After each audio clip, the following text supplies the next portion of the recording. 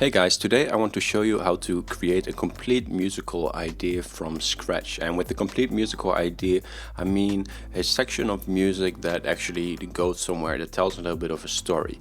And to do so, we're going to use functional harmony, or we're gonna start with a functional harmony progression. And if that term is completely new to you, I have another video on the ADSR channel that shows the idea behind it. Basically, it means that we're using chords in a certain order to tell a story and to create a sense of movement. So we're going to start with a progression like that, and then we're going to create a melody with that. And for that, we're going to use a couple of new techniques. So before we get started, I thought I'd just play you some musical idea that uses this technique inside a actual song, so that you can hear what it sounds like if we go a little bit further than just having piano notes. So I just want to play that that part, and it's about this section in this music here, which has a progression that builds towards this main sort of drop part, and that's what we're gonna do. So let's listen to this first. If you don't want to listen to this, maybe skip ahead like 1 or 1.5 minutes, and then we're gonna dive straight into the rest of the content.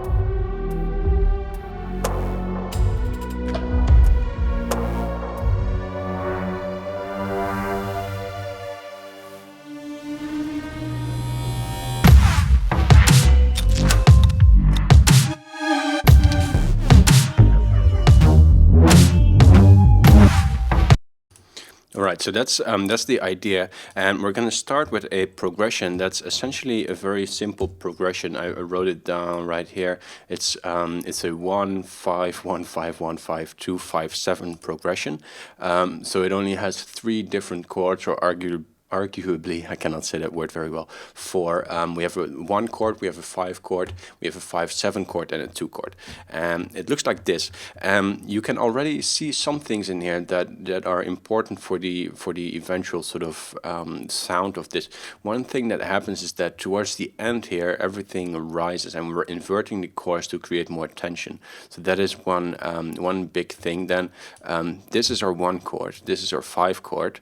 So here it takes 2 bars to play the 1 chord, and then 2 bars for the 5 chord as well. But then in bar 5 we get a 1 chord here and a 5 chord here, way faster after each other, and we call this harmonic acceleration. And it just means that we play the chords faster after each other, which is going to give a sense of more tension. So I'll play this by itself first.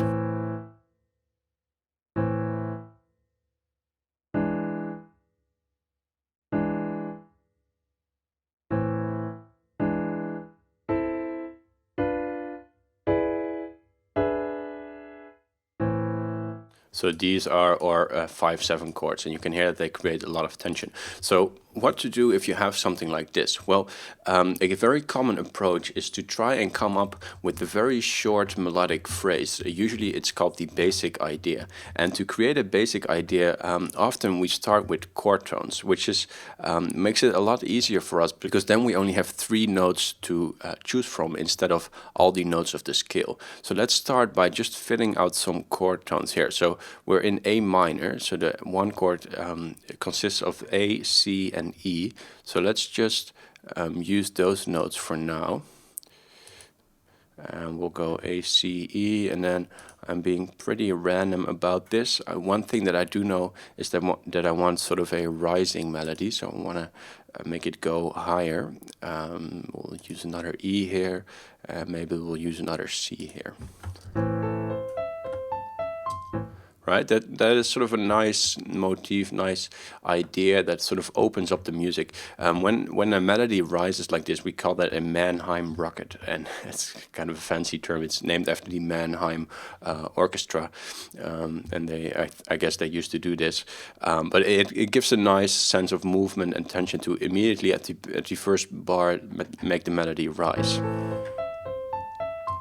So that is going to be our first basic idea, and then we want to sort of have a counter phrase that follows up on that. So maybe here in bar 2 we have a 5 chord here.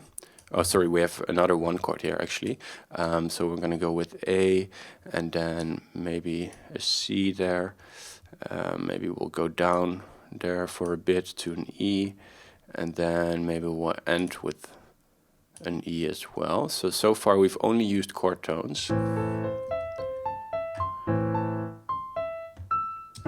So that's a nice answer to this first phrase. Now, later we might want to sort of start connecting these with passing tones, which are tones that go in between the chord tones to sort of connect the notes together. Or actually, let's just do that right away already. So here, for example, might be nice to add a B there. So the B is not in the chord, but it's the leading tone to C. So that might sound nice. And then maybe here we can add an F so that it stepwise goes down. I tend to like this half-step sort of sound where there's only a half-step interval. So let's listen to these first 2 bars. This should be sort of the complete phrase. Alright, that sounds nice. And now what we're gonna do is we're going to repeat this, but then we base it on our new chord. So rather than using the chord tones for the A minor chord, we're gonna use the chord tones for the 5 chord, which is the E major chord in this case.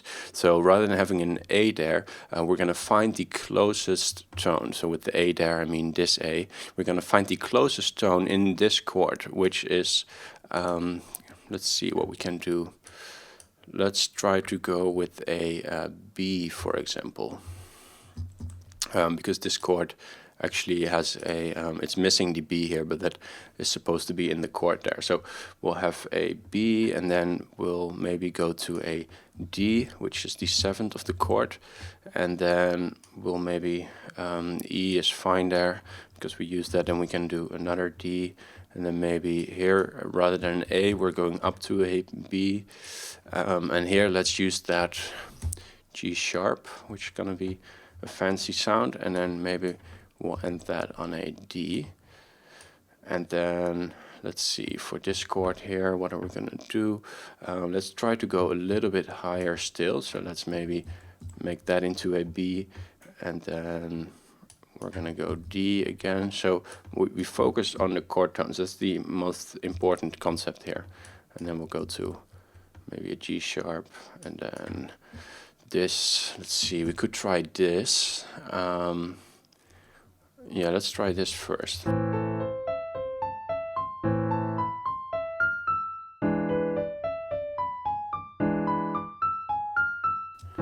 I don't really like, let's make that end a little bit lower so that it ends on that B maybe.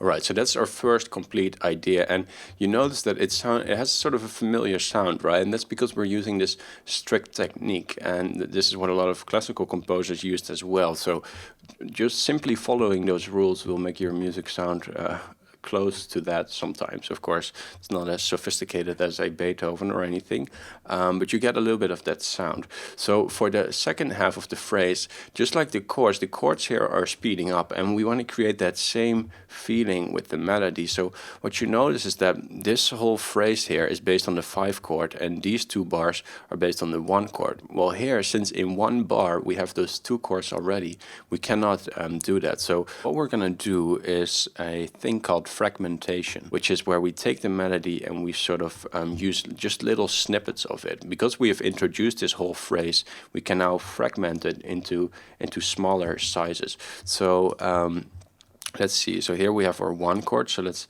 again go with a C there, and then an E, and then another C, just like the sort of motive or the basic idea that we had here.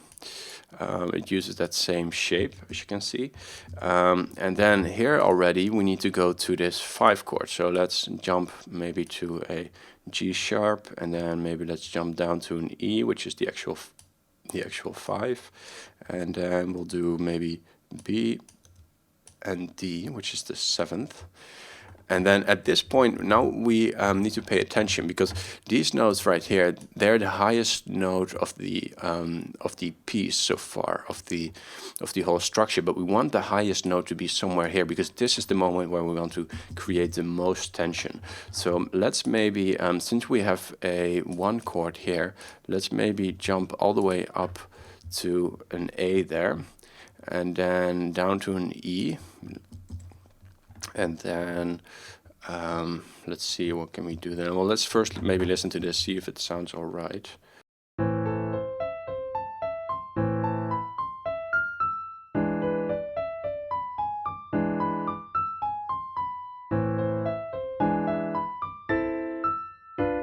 I think that sounds nice. And now what we can do is another sort of common technique where we walk all the way down with the melody. So this is now the highest note, the most tension, and here we're gonna bring it back down to sort of signal that we're having sort of a conclusion to the piece of music. And then here, this is our 5 chord, so this is perfect. Now we end on that B note there.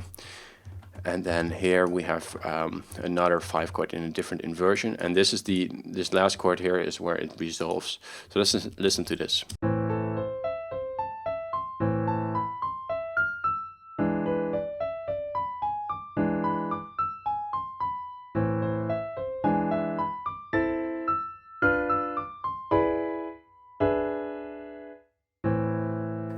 Right, so this last chord technically doesn't need to be here. It doesn't really belong to the structure, but if we leave it like this,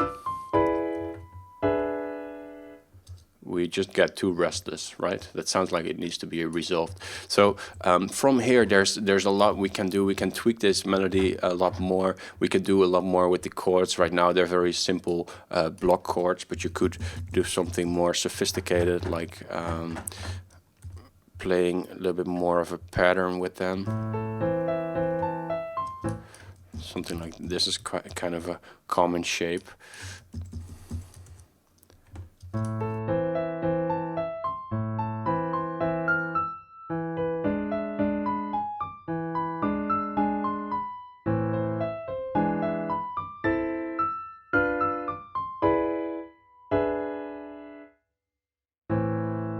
Right, so that is what I wanted to show to you guys today. So just to recap, what we did is we started with a functional harmony progression that basically is focused around 1, 5, and 1 is sort of the point of rest, and 5 is the point of tension. And then what we did is we used harmonic acceleration, where we sped up the chords toward the end, and we also inverted them to make them higher, make them go up in pitch to create more tension. Then we created 2 basic ideas. This was our first basic idea, and this was our second basic idea, which are mostly made out of chord tones and passing tones. Mostly chord tones, and then a few passing tones, which are here only the B and the F right there. And then we repeated those 2 basic ideas, those 2 motives. We repeated the exact same phrase, but this time we moved the note to the closest chord tone, another important technique. And then finally we used harmonic acceleration, and we made sure that this has the highest point of the piece. So this is very different than messing around on a piano and coming up with a melody, which is a completely valid approach as well. I just wanted to show you this because there are those days where you don't have inspiration, or you feel like you don't feel like creating melodies, and in those cases using a method like this can be very helpful because it allows you to work from technique rather than from creativity. And I think there should be a balance between the two. So that's why I want to show you this. If the functional harmony part is weird to you or unclear, or you're not sure what happens there, check out the YouTube tutorial I have on that. I think it's called Functional Harmony. It's on this ADSR channel. But more importantly, check out maybe the full course that I have on ADSR, which is a full course on exactly this topic, which you can find on adsrsounds.com. All right, thank you guys. Don't forget to subscribe, and I'll see you in another video.